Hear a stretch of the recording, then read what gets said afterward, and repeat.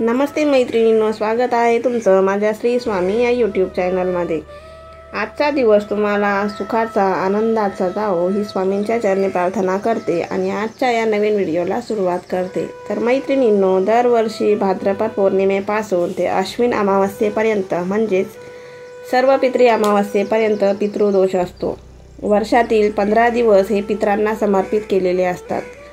पुराणिक कथेनुसार पूर्वज हे स्वर्ग आणि पृथ्वी यामध्ये एक विशेष क्षेत्रामध्ये राहतात, त्याला पितृलोक असं म्हणतात। आणि हे पितृपक्षामध्ये पृथ्वीवरती त्यांच्या नातेवाईकांकडे येत असतात। पूर्वज म्हणजेच परलोकात गेलेल्या आपल्या मागील 3 पिढ्या। मृत्यूचा देवता यम हा जगाचा प्रभारी आहे आणि असे म्हटले जाते की पहिल्या पिढीला जेव्हा स्वर्गात नेले जाते तेव्हा दुसऱ्या पिढीतील एक सदस्य हा मरण पावतो। पितृलोकामध्ये गेलेल्या 3 पिढ्यांची विधी जी आहे ती केली जाते। श्राद्ध जर विधीपूर्वक समर्पण प्रेम आणि आदराने केले तर पूर्वज हे प्रसन्न होतात आणि नकारात्मक शक्तींपासून आपले संरक्षण करून आपल्याला समृद्धी आणि यश प्रदान करतात। पूर्वजांच्या संपत्तीचा वारसा हा मिळवण्याव्यतिरिक्त आपण त्यांनी केलेल्या पापांचे देखील वारसदार असतो। आपली कधीकधी त्यांनी केलेल्या वाईट कृत्यांमुळे त्यांना मृत्यूनंतर शांती मिळत नाही आणि म्हणून सध्याच्या पिढीला त्यांच्या पूर्वजांचे अशांततेने कष्ट होऊ लागते आणि अशातच त्यांच्या आत्म्याला शांती मिळवून देण्यासाठी श्राद्ध हा मार्ग मानला जातो। म्हणून पितृपक्षामध्ये श्राद्ध, तर्पण, पिंडदान हे महत्त्वाचे विधी जे आहेत ते पितृपक्षामध्ये केले जातात आणि म्हणून पितृपक्षामध्ये आपले पूर्वजांचे श्राद्ध करणे हे पुण्यकारक असते। पितृपक्ष हा अत्यंत महत्त्वाचा असून या पितृपक्षामध्ये पूर्वज हे पितृलोकातून पृथ्वीवरती त्यांच्या नातेवाईकांकडे येत असतात आणि म्हणून त्यांच्यासाठी श्राद्ध, पिंडदान, तर्पण करण्यासोबतच काही प्रभावी उपाय आणि सेवासुद्धा केल्या जातात। आज या व्हिडिओमध्ये तुम्हाला अशाच सेवा आणि उपाय मी सांगणार आहे, त्यामुळे व्हिडिओ स्किप न करता शेवटपर्यंत नक्की बघा। चॅनलवर जर नवीन असाल तर चॅनलला सबस्क्राईब करा आणि माझे व्हिडिओ जर तुम्हाला आवडत असतील तर व्हिडिओला एक लाईक नक्की करा। तर बघा, पितृपक्षामध्ये रोज संध्याकाळी पितरांसाठी आपल्याला दिवा लावायचा असतो।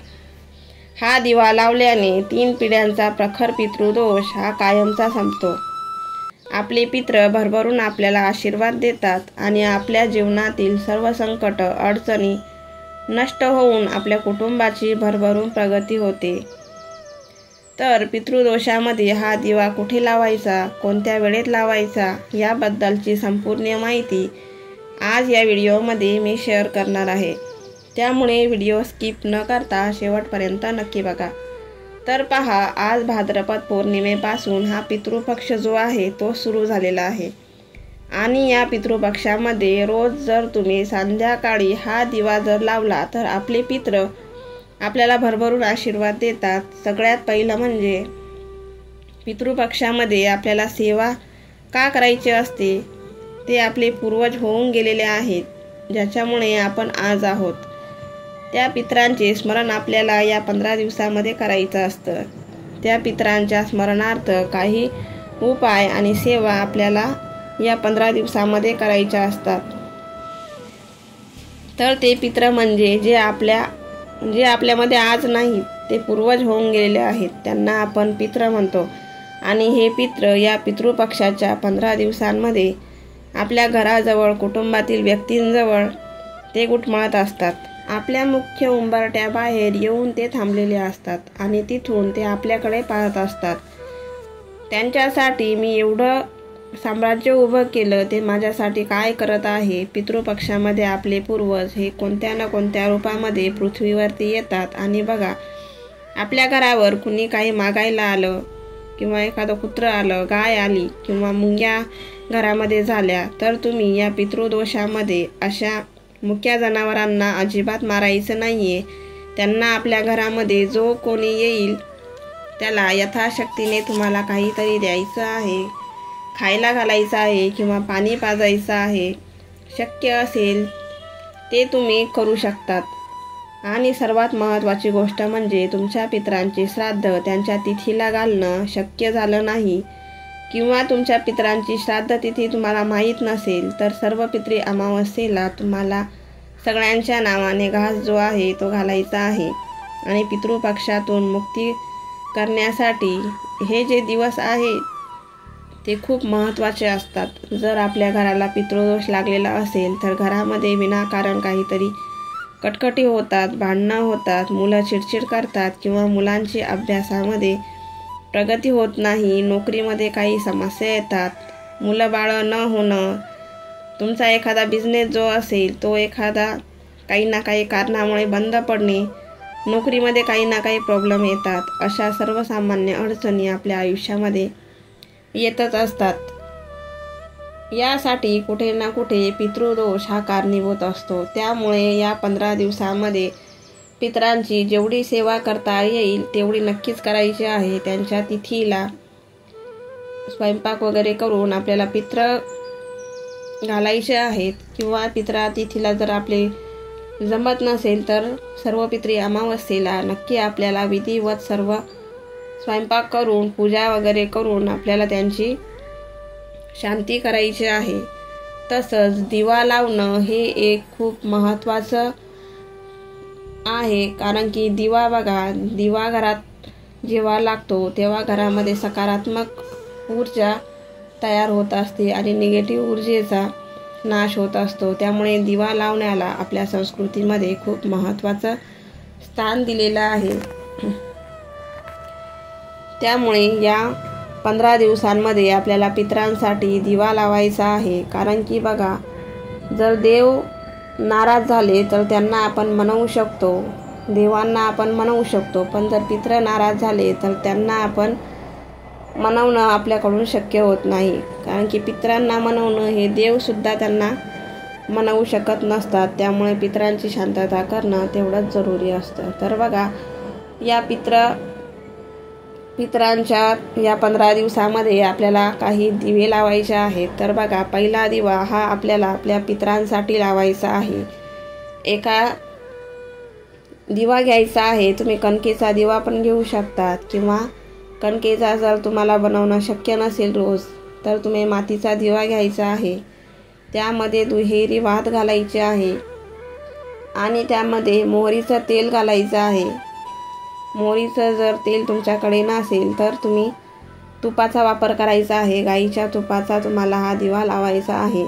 आणि याच्यामध्ये थोडेसे काळे तीळ आपल्याला वापरायचे आहेत. कारण की बघा, कोणतंही श्राद्ध वगैरे असो, काळे तीळ हे नक्की वापरले जातात. कारण की काळे तीळ जर आपण वापरले तर आपले पित्र जे असतात ते खुश होतात आणि आपल्याला भरभरून आशीर्वाद ते देत असतात. त्यामुळे दिव्यामध्ये थोडेसे काळे तीळ आपल्याला वापरायचे आहेत. आणि हा दिवा आपल्याला दक्षिण दिशेकडे तोंड करून लावायचा आहे.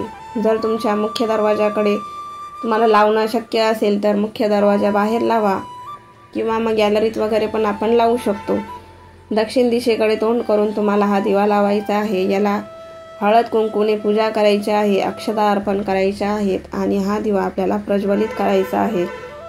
हा दिवा तुम्ही संध्याकाळी 6 पासून ते रात्री 7:30-8 पर्यंत तुम्ही लावू शकतात. कारण की हा जो असतो तो अंधार पडण्याची जी वेळ असते त्या वेळेला हा दिवा आपल्याला लावायचा असतो. हा दिवा तुम्ही 15 दिवस कंटिन्यू लावू शकतात. तसेच किचनमध्ये पण अन्नपूर्णेचा वास असतो. त्यामुळे किचन ओट्यावर किंवा आपल्या पाण्याचा माठ असतो किंवा फिल्टर असतं किंवा जीही आपली पिण्याचं पाणी ठेवायची जागा असेल त्या ठिकाणी पण तुम्ही असाच एक दिवा लावू शकतात.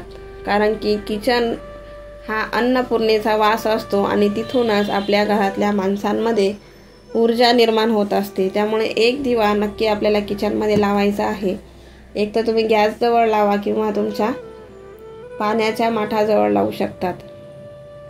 तसेच आपल्या घराच्या ईशान्य कोपऱ्यामध्ये बऱ्याच जणांचं देवघर असतं. त्यामुळे ईशान्य कोपऱ्यामध्ये आपल्याला एक दिवा लावायचा आहे. अशाच पद्धतीने सेम मोहरीच्या तेलाचा किंवा जर मोहरीचं तेल तुमच्याकडे नसेल तर गाईच्या तुपाचा तुम्हाला दिवा लावायचा आहे. तसेच आपल्या तुळशीजवळही आपल्याला तुपाचा दिवा लावायचा असतो. तसंच आपल्या देवघरामध्ये पण आपल्याला गाईच्या तुपाचा दिवा लावायचा आहे. अशा प्रकारचे दिवे आपण घरामध्ये लावायचे असतात. तसेच जर तुम्हाला दररोज असं करणं शक्य नसेल तर कमीत कमी एक दिवस किचनमध्ये लावा, एक दिवस गॅलरीमध्ये लावा किंवा दक्षिण दिशेकडे तोंड करून लावा किंवा एक दिवस ईशान्य कोपऱ्यामध्ये लावा. अशा पद्धतीने तुम्ही एक दिवा लावू शकतात.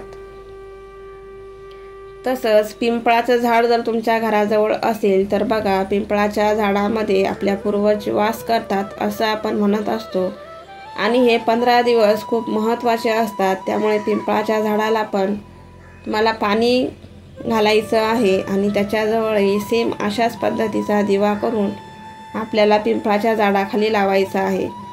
हे 15 दिवस तुम्ही अवश्य दिवा लावायचा प्रयत्न करायचा आहे. आणि पिंपळाच्या झाडामध्ये आपले पूर्वज जे असतात ते वास करत असतात. त्यामुळे पिंपळाच्या झाडाजवळ नक्कीच पाणी घालून तुम्ही पूजा करायची आहे आणि एक दिवा नक्कीच पिंपळाच्या झाडाजवळ लावायचा आहे. यामुळे तुम्हाला सकारात्मक ऊर्जा तुमच्या घरामध्ये निर्माण होईल. तुमच्या मनातल्या ज्याही इच्छा असतील त्या पूर्ण व्हायला नक्कीच मदत मिळेल. तर बघा, आजचा व्हिडिओ तुम्हाला आवडला असेल तर नक्की लाईक करा आणि चॅनलवर जर नवीन असाल तर चॅनलला सबस्क्राईब करा.